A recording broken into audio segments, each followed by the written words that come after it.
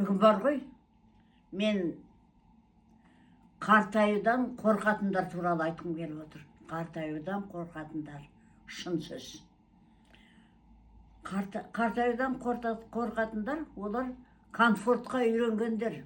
Қартайды, жантайып жатады, пенсиясында даже қолын алмайды. Балалар бар, бала салады,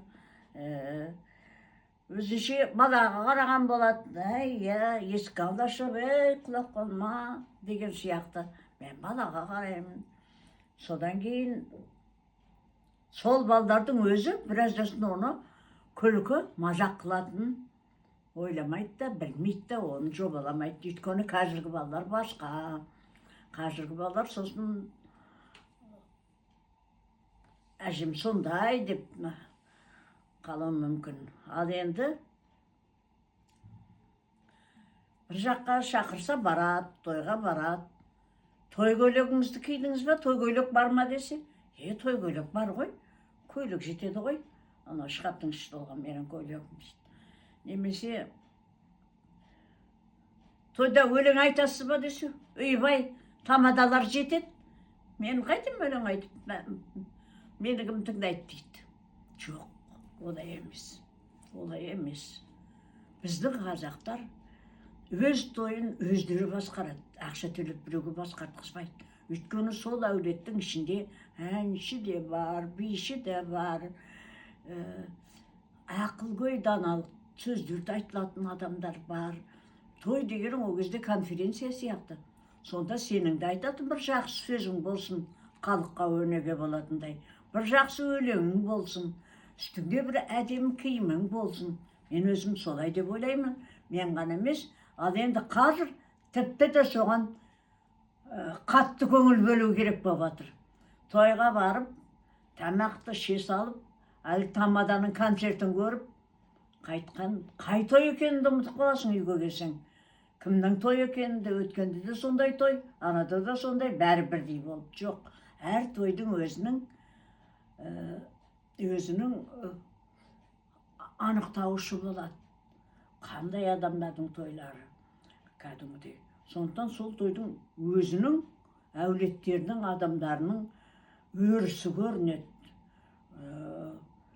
жемістері көрінеді. Ол тойға бару деген кәдімгідей үлкен міндет. Ал ендеше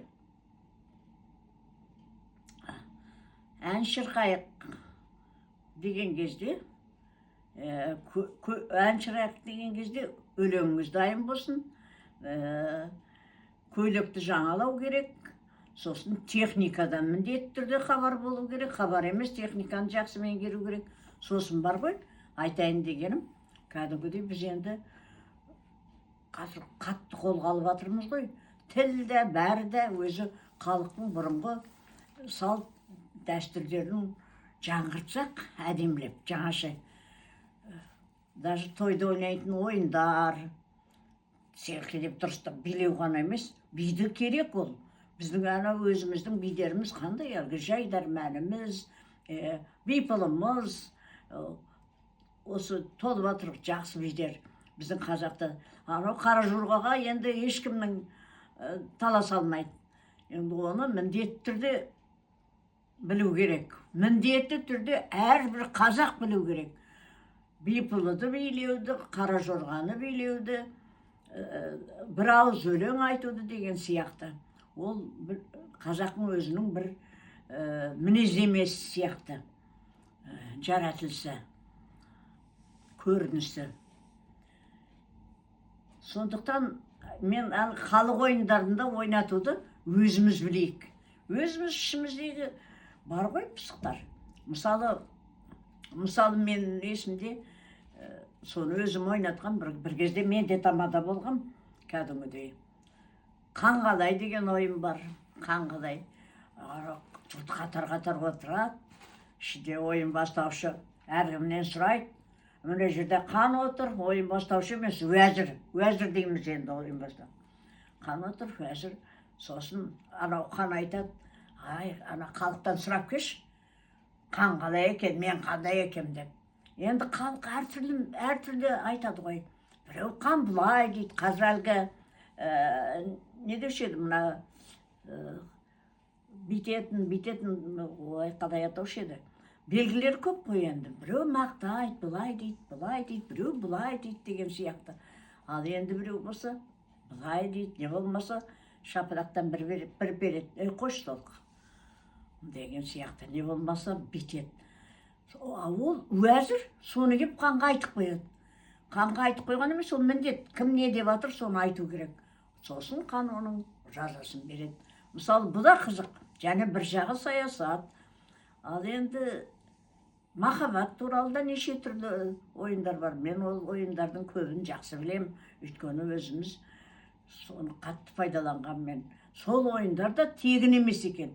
Әрбір айтылған әзіл, қалжың, бәрінің ар жағында мағына бар, мазмұн бар. Мені осы ойландырады. Кәріліктен қорықпайық. Біз қайта сол кәріліктің сабақтарын үйреніп, соны дарытайық. Сосын мына қазір кішкене бұзылып бара жатқан жер болса, соны түзеп жіберейік. Бірақ оған біз ғылымды қосайық, бүгінгі білімді қосайық. Сосын әдемілікті қосайық. Әдемілік деген қашанда әдем болған ғой енді. Сол шын сөзім. Ал кәріліктен қорықпайық. Кәрілік деген үйде отырып, ананы әкеш, мұнаны апаш деп баланың соңынан еріп, ақша дегеннің не екенін білмей, дүкен дегеннің не екенін білмей, барып үнтін жоқ, тып-тыныш отыр. Сол кезде тіпті ешкімге қажетің де болмай қалады. Ол анық, бұрынғы кез емес. Саған тамсансын, қарасын жастар. Сенің андағы айтқан әрбір сөзіңді жазып алатындай болсын. Қысқа нұсқа айтарым осы.